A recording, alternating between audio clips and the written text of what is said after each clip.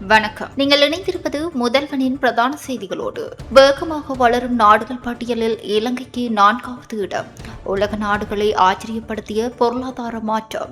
வெளியான புதிய அறிக்கை. கொழும்பு போர்ட் சிட்டி மோதலின் பின்னணி. சீன பிரஜை கொலை வழக்கில் வெளியான அதிர்ச்சி தகவல்கள். வேக கட்டுப்பாட்டை இழந்த முச்சக்கர வண்டி விபத்து. பெண் உயிரிழப்பு, சிறுவர்கள் உட்பட 4 பேர் காயம். திருக்கோவிலில் நேர்ந்த துயரம். ஹரத் கட்டாவின் மனைவியிடம் லஞ்சம் பெற்றதாக குற்றச்சாட்டு.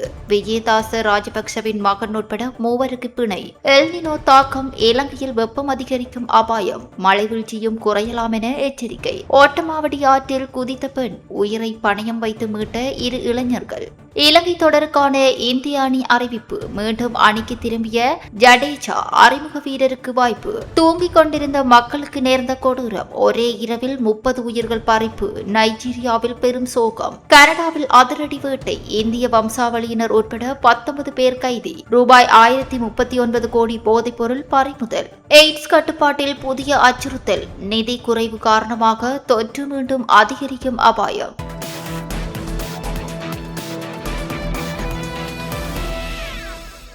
சர்வதேச நிதியமைப்பு வெளியிட்டுள்ள புதிய அறிக்கையில் உலகின் மிக வேகமாக வளர்ச்சியடைந்து வரும் நாடுகளின் பட்டியலில் இலங்கை 4வது இடத்தை பெற்றுள்ளதாக தெரிவிக்கப்பட்டுள்ளது. 2026ஆம் ஆண்டிற்கான முதலீட்டாளர் தொடர்புகள் மற்றும் கடன் வெளிப்படைத்தன்மை தொடர்பான அறிக்கையின் அடிப்படையில் இந்த அங்கீகாரம் இலங்கைக்கு வழங்கப்பட்டுள்ளது. குறித்த தரவரிசையில் முதலிடத்தை வியட்நாமும், 2வது இடத்தை பெல்ஜியம், 3வது இடத்தை மொசாம்பிக்கும் பெற்றுள்ள நிலையில் இலங்கை 4வது இடத்தை பிடித்துள்ளது. கடன் வெளிப்படைத்தன்மை மற்றும் முதலீட்டாளர்களுடனான தொடர்புகளை மேம்படுத்தும் நடவடிக்கைகளில் இலங்கை அண்மை காலத்தில் குறிப்பிடத்தக்க முன்னேற்றத்தை பதிவு செய்துள்ளதாக சர்வதேச நிதியமைப்பு சுட்டிக்காட்டியுள்ளது. மேலும் கடன் வெளிப்படைத்தன்மை தொடர்பான தனிப்பட்ட தரவரிசையிலும் இலங்கை முன்னேற்றம் கண்டு 5வது இடம் வரை உயர்ந்துள்ளதாக தெரிவிக்கப்பட்டுள்ளது. நாட்டின் பொருளாதார மீட்சி நடவடிக்கைகள் மற்றும் சர்வதேச முதலீட்டாளர்களுடனான நம்பிக்கையை மீண்டும் கட்டியெழுப்பும் முயற்சிகளுக்கு இந்த முன்னேற்றம் முக்கியமானதாக பார்க்கப்படுகிறது. கொழும்பு துறைமுக நகரத்தில் இடம்பெற்ற 2 சீன குழுக்களிடையிலான மோதலில் சீன பிரஜை ஒருவர் உயிரிழந்த சம்பவம் தொடர்பில் காவல்துறையினர் புதிய தகவல்களை வெளியிட்டுள்ளனர். காவல்துறையின் தகவலின்படி கடந்த 23ஆம் தேதி அதிகாலை 3 மணி அளவில் துறைமுக நகர பகுதியில் 2 குழுக்களிடையில் ஏற்பட்ட மோதலின் போது இந்த சம்பவம் இடம்பெற்றுள்ளது. மோதலுக்கு பின்னர் ஒருவர் கடத்தப்பட்டதாக கூறப்பட்ட நிலையில் பின்னர் அவரது சடலம் எகலியகொட பகுதியில் இருந்து மீட்கப்பட்டுள்ளது. விசாரணைகளில் உயிரிழந்தவர் சம்பவம் இடம்பெற்ற இரவு துறைமுக நகரத்திற்குள் நுழைந்த குழுக்களில் ஒன்றை சேர்ந்தவர் என தெரியவந்துள்ளதாக காவல்துறை தெரிவித்துள்ளது. இச்சம்பவத்துடன் தொடர்புடையவர்கள் என சந்தேகிக்கப்படும் 2 சீன பிரஜைகள் நாட்டை விட்டு வெளியேற முயன்றபோது சம்பவம் இடம்பெற்ற சில மணி நேரங்களிலேயே கைது செய்யப்பட்டுள்ளனர். இதுவரை இந்த வழக்கில் மொத்தம் 8 சந்தேக நபர்கள் அடையாளம் காணப்பட்டுள்ளதாக காவல்துறை தெரிவித்துள்ளது. அவர்களில் 3 ஏற்கனவே நாட்டை விட்டு வெளியேறியுள்ளதாகவும் அவர்களை மீண்டும் இலங்கைக்கு அழைத்து வருவதற்கான நடவடிக்கைகள் முன்னெடுக்கப்பட்டு வருவதாகவும் தெரிவிக்கப்பட்டுள்ளது. மேலும் சம்பவத்துடன் தொடர்புடையதாக சந்தேகிக்கப்படும் 2 துப்பாக்கிகள், கையடக்க தொலைபேசி 1, வாக்கி டோக்கி கருவி மற்றும் பல வாகனங்கள் காவல்துறையினரால் கைப்பற்றப்பட்டுள்ளன. விசாரணைகளில் குறித்த நபர்கள் இலங்கைக்கு வருவதற்கு முன்னர் பல்வேறு நாடுகளில் செயற்பட்டு வந்துள்ளதாகவும் தெரியவந்துள்ளது. உயிரிழந்த சீன பிரஜை கணினி மோசடி நடவடிக்கைகள் மூலம் சட்டவிரோதமாக பணம் ஈட்டியிருக்கலாம் என சந்தேகிக்கப்படுவதாகவும் காவல்துறை குறிப்பிட்டுள்ளது. இந்த சம்பவம் தொடர்பான மேலதிக விசாரணைகள் தொடர்ந்து முன்னெடுக்கப்பட்டு வருகின்றன. திருக்கோவில் போலீஸ் பிரிவுக்கு உட்பட்ட விநாயகபுரம் பகுதியில் இடம்பெற்ற முச்சக்கர வண்டி விபத்தில் பெண்ணொருவர் உயிரிழந்துள்ளதுடன் சிறுவர்கள் உட்பட 4 பேர் காயமடைந்துள்ளனர். இந்த விபத்து நேற்று திங்கட்கிழமை காலை விநாயகபுரம் வீதி வளைவு பகுதியில் இடம்பெற்றுள்ளதாக போலீசார் தெரிவித்துள்ளனர். மட்டக்களப்பு வவுனதீவு பகுதியைச் சேர்ந்த 47 வயதுடைய பெண்ணொருவரே இந்த விபத்தில் உயிரிழந்துள்ளார். சம்பவ தினமான நேற்று காலை குறித்த முச்சக்கர வண்டியில் 2 சிறுவர்கள் உட்பட 4 பேர் அம்பாறை நோக்கி பயணித்துள்ளனர். இதன்போது சாரதி வழிமாறி பொத்துவில் நோக்கி பயணித்த நிலையில் விநாயகபுரம் பகுதியில் உள்ள வீதி வளைவில் வேக கட்டுப்பாட்டை இழந்த முச்சக்கர வண்டி வீதி பாதுகாப்புக்காக அமைக்கப்பட்டிருந்த தூணொன்றில் மோதியுள்ளதாக தெரிவிக்கப்படுகிறது. விபத்தில் பெண் ஒருவர் சம்பவ இடத்திலேயே உயிரிழந்துள்ளதுடன் சாரதி மற்றும் 2 சிறுவர்கள் உட்பட 4 பேர் படுகாயமடைந்த நிலையில் திருக்கோவில் ஆதார வைத்தியசாலையில் அனுமதிக்கப்பட்டுள்ளனர். உயிரிழந்த பெண்ணின் சடலம் திருக்கோவில் ஆதார வைத்தியசாலையில் வைக்கப்பட்டுள்ளதுடன் விபத்து தொடர்பில் முச்சக்கர வண்டி சாரதி கைது செய்யப்பட்டுள்ளதாக போலீசார் தெரிவித்துள்ளனர். இந்த சம்பவம் தொடர்பான மேலதிக விசாரணைகளை திருக்கோவில் போக்குவரத்து போலீசார் முன்னெடுத்து வருகின்றனர். முன்னாள் நீதியமைச்சர் விஜயதாச ராஜபக்சவின் மகனான சட்டத்தரணி ரகித ராயபக்ச ஐக்கிய மக்கள் சக்தியின் கொரணை தொகுதியின் முன்னாள் அமைப்பாளராக செயற்பட்ட ஷரித் அபேசிங்க மற்றும் சிவில் விமான போக்குவரத்து அதிகார சபையின் முன்னாள் பணிப்பாளர்களில் ஒருவரான அருண கென்னதிகே ஆகிய மூவரையும் பிணையில் செல்ல அனுமதித்து கொழும்பு பிரதான நீதவான் நீதிமன்றம் இன்று உத்தரவிட்டுள்ளது. கடந்த வழக்கு விசாரணையின் போது சந்தேக நபர்களின் சட்டத்தரணிகளால் இந்த பிணை கோரிக்கை முன்வைக்கப்பட்டிருந்தது. இதற்கமைய இன்றைய தினம் பிணை உத்தரவை அறிவித்த கொழும்பு பிரதான நீதவான் அசங்க எஸ் போதரகம சந்தேக நபர்கள் ஒவ்வொருவரையும் தலா 1 லட்சம் ரூபாய் ரொக்க பிணையிலும் தலா 10 லட்சம் ரூபாய் பெறுமதியான 2 சரீர பிணைகளிலும் செல்ல அனுமதித்து உத்தரவிட்டார். சரீர பிணையாளர்கள் பிணையின் பெறுமதியை உறுதிப்படுத்தும் வகையிலான வருமானம் அல்லது சொத்துக்கள் உள்ளமையை உறுதிப்படுத்தும் சான்றிதழ்களை நீதிமன்றத்தில் சமர்ப்பிக்க வேண்டும் என்றும் நீதவானின் உத்தரவில் குறிப்பிடப்பட்டுள்ளது. சந்தேக நபர்களின் வெளிநாட்டு பயணங்களுக்கு தடை விதிக்கப்பட்டதுடன் அவர்களின் கடவுச்சீட்டுகளை நீதிமன்றத்தில் ஒப்படைக்க வேண்டும் என்றும் இதன்போது உத்தரவிடப்பட்டது. இதனையடுத்து விசாரணைகளின் முன்னேற்றத்தை டிசம்பர் மாதம் 8ஆம் தேதி நீதிமன்றத்தில் சமர்ப்பிக்குமாறு நீதவான் லஞ்ச ஆணைக்குழுவிற்கு உத்தரவிட்டார். ரகித ராஜபக்ஷ மற்றும் சரித் அபேசிங்க ஆகிய இருவரும் லஞ்சம் அல்லது ஊழல் பற்றிய புலனாய்வு ஆணைக்குழுவின் அதிகாரிகளால் கடந்த ஜூன் மாதம் 25ஆம் தேதி கைது செய்யப்பட்டிருந்தனர். ஒழுங்கமைக்கப்பட்ட குற்றவாளியான ஹரக் கட்டா என்பவரிடம் இருந்து லஞ்சம் பெற்றமை தொடர்பிலேயே இவர்கள் கைது செய்யப்பட்டனர். குற்றப்புலனாய்வு திணைக்களத்தின் தடுப்பு காவலில் வைக்கப்பட்டிருந்த ஹரக் கட்டா என அழைக்கப்படும் நதுன் சிந்தக்க விக்ரமரத்ன என்பவரை போலீசார் கொலை செய்வதை தடுப்பதற்காகவும் அவரது தடுப்பு காவல் உத்தரவை நீக்கி காலி புஷா அதி உயர் பாதுகாப்பு சிறைச்சாலையை தவிர வேறொரு சிறைச்சாலைக்கு அவரை மாற்றுவதற்காகவும் விசாரணை நடவடிக்கைகளில் இருந்து அவரை விடுவிப்பதற்காகவும் இந்த லஞ்சம் பெறப்பட்டுள்ளதாக தெரிவிக்கப்படுகிறது. இந்த செயற்பாடுகளுக்காக 2023ஆம் ஆண்டில் துபாயில் வைத்து ஹரக் கட்டாவின் மனைவியான மதுஷிகா மதுவந்தியிடம் 50 கோடி ரூபாய் லஞ்சமாக கோரி பின்னர் தொகையை 20 கோடி ரூபாயாக குறைத்து அதில் 12 கோடி ரூபாவை முன்பணமாக கோரி பெற்றுக்கொண்டதாக ரகித ராஜபக்ஷ மற்றும் சரித் அபேசிங்க ஆகியோர் மீது குற்றம் சாட்டப்பட்டுள்ளது.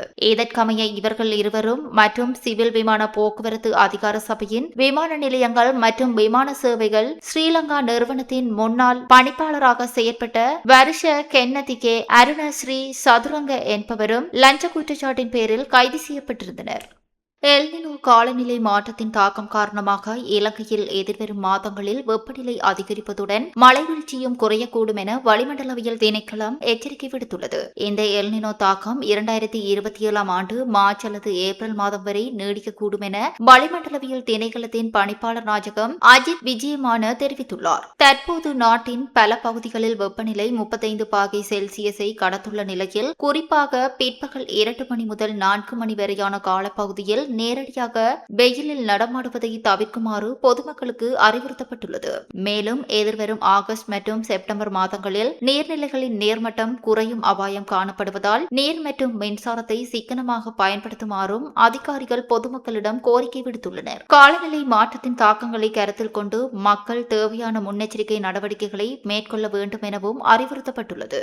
மட்டக்களப்பு ஓட்டமாவடி ஆற்றில் குதித்த பெண்ணொருவரை 2 இளைஞர்கள் துணிச்சலுடன் செயற்பட்டு மீட்ட சம்பவம் ஒன்று இடம்பெற்றுள்ளது. இந்த சம்பவம் இன்று செவ்வாய்க்கிழமை காலை இடம்பெற்றதாக தெரிவிக்கப்பட்டுள்ளது. குறித்த பெண்ணொருவர் முச்சக்கர வண்டியில் பயணித்துக் கொண்டிருந்த நிலையில் தொலைபேசியில் உரையாட வேண்டும் என கூறி சாரதியிடம் வாகனத்தை நிறுத்துமாறு கேட்டுள்ளார். இதன்படி சாரதி முச்சக்கர வண்டியை நிறுத்திய போது எதிர்பாராத விதமாக குறித்த பெண் அருகில் இருந்த ஆற்றில் குதித்து தத்தளித்துள்ளார். இதனை அவதானித்த அப்பகுதியில் இருந்த 2 இளைஞர்கள் உடனடியாக மீட்பு நடவடிக்கையில் ஈடுபட்டுள்ளனர். ஆற்றங்கரையில் நிறுத்தி வைக்கப்பட்டிருந்த தோணி ஒன்றை பயன்படுத்தி ஆற்றில் இறங்கி போராடி கொண்டிருந்த பெண்ணை பாதுகாப்பாக மீட்டுள்ளனர். மீட்கப்பட்ட பெண் மேலதிக சிகிச்சைகளுக்காக வாழைச்சேனை ஆதார வைத்தியசாலையில் அனுமதிக்கப்பட்டுள்ளார். சம்பவம் தொடர்பான மேலதிக விசாரணைகளை வாழைச்சேனை போலீசார் முன்னெடுத்து வருகின்றனர். இலங்கைக்கு எதிரான 2 போட்டிகள் கொண்ட டெஸ்ட் கிரிக்கெட் தொடரில் பங்கேற்கும் இந்திய அணி அறிவிக்கப்பட்டுள்ளது. கடந்த ஐபிஎல் தொடரின் போது ஏற்பட்ட உபாதை காரணமாக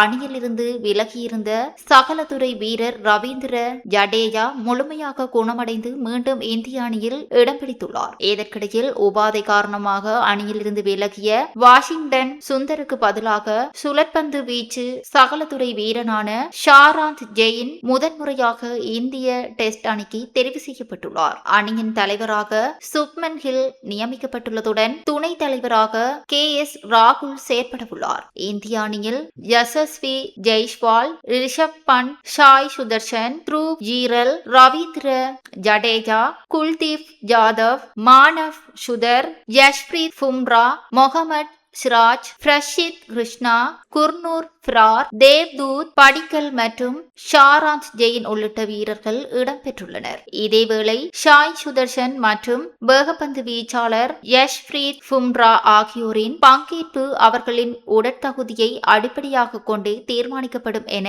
இந்திய கிரிக்கெட் கட்டுப்பாட்டு சபையான BCCI தெரிவித்துள்ளது. இந்திய அணியின் இலங்கை சுற்றுப்பயணம் எதிர்வரும் ஆகஸ்ட் 7 கொழும்பில் ஆரம்பமாகும் 4 நாள் பயிற்சி போட்டியுடன் தொடங்க உள்ளது. இதனைத் தொடர்ந்து முதலாவது டெஸ்ட் போட்டி ஆகஸ்ட் 15 முதல் 19 வரையும், இரண்டாவது டெஸ்ட் போட்டி ஆகஸ்ட் 23 முதல் 27 வரையும் நடைபெறவுள்ளது.